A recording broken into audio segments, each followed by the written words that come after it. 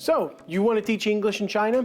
Let's talk about that. A lot of people who are coming to China to teach English are first-time teachers and they don't really know what to do. I'm here to help you. So I've created this video and a whole new channel actually that is over there, and we will talk about what you need to know as a teacher in China. So please head over to that channel, hit subscribe, and I will be uploading more and more regular content over the coming weeks about teaching English. So one of the main concerns is class size. The class size is a big problem for a lot of these first-time teachers because they look at a classroom like this and they're like, oh my God, that's so many chairs, it's so many people. It's like an auditorium or something, it's crazy. So let's talk about how to manage these class sizes. Because you think to yourself, oh my God, I could never organize so many students. I could never remember names, I could never get it right. Well, you can actually. So generally speaking, this will be your setup. You will have a computer screen that comes down here. You get a whiteboard, blackboard, whatever. I've got another video showing a typical Chinese classroom. You can check that video out here. No problem. So think about the student's perspective. They're sitting here, they're looking at you. What can you do to keep their attention? Well, you do have to make an engaging lesson where you get the students talking a lot or moving up and around. I will make a video about that particular bit in the next couple of weeks. It'll be good. It is pretty daunting the first time you do it, but that's what I'm here for. So what I like to do, and a lot of teachers like to do, is put the students into groups. They will take random students or let students sit with their friends. I like to pick random students, and they'll put them in groups of maybe 4 to 6 people. 4 for maybe a smaller class, 6 for a really big class. Like, 30 and under is pretty small class, and maybe 40, 50 bigger classes. 70 students, that's a whole nother ball game. I have done it, and groups does help, but it's tough. So you've got a group, let's say of 6. You've got 3 chairs here, 3 chairs here, bam, 6 people. I'll put them all there. I'll number them off. 1, 2, 3, 4, 5, 6. 1, 2, 3, 4, 5, 6. 1, 2, 3, 4, 5, 6.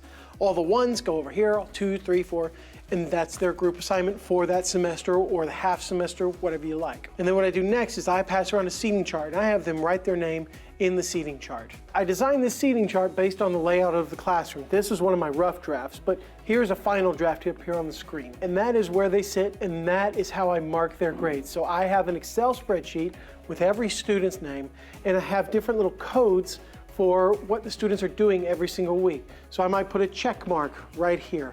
I may put an L if they come in late. I'll put a C if they're speaking Chinese. I'll put an A if they're absent. I'll put a P for pronunciation. Then I'll put a check or an X to indicate they have good pronunciation, or et cetera, et cetera. I'll put an X if they're just not doing anything, not contributing. I'll put an LR if they are a leader in their group that particular week. I have a system so that no matter what we're doing, no matter who it is, this person in this chair, they get this mark because of what they're doing. They get extra points for doing good things.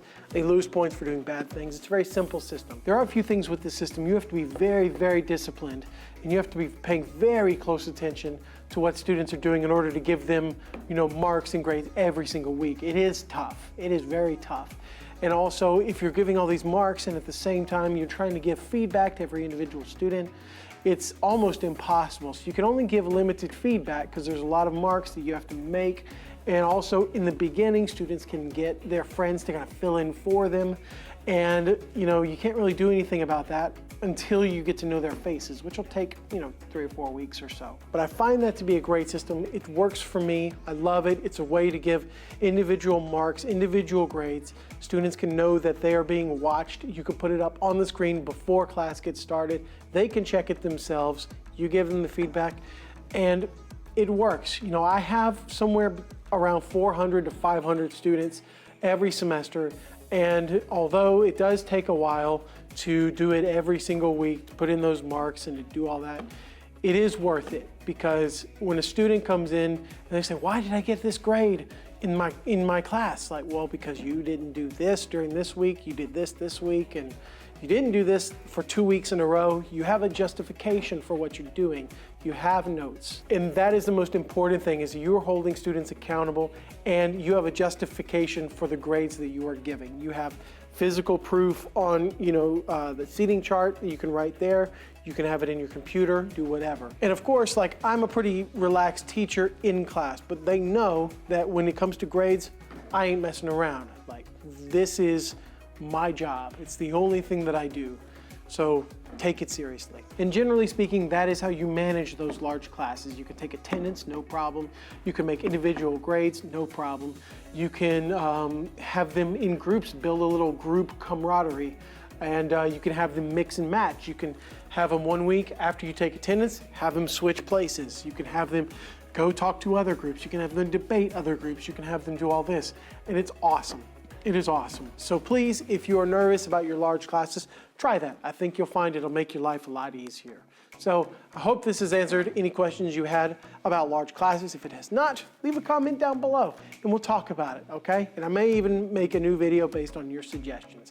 And speaking of suggestions, please leave as many as you like down in the comments below again. And I think that'll about do it. So please subscribe if you haven't already, leave a comment. And I am on Instagram. So if you want to see any photos from my classes, from my university, whatever, follow me on Instagram, Austin in China. All right, thank you very much. See you all next time.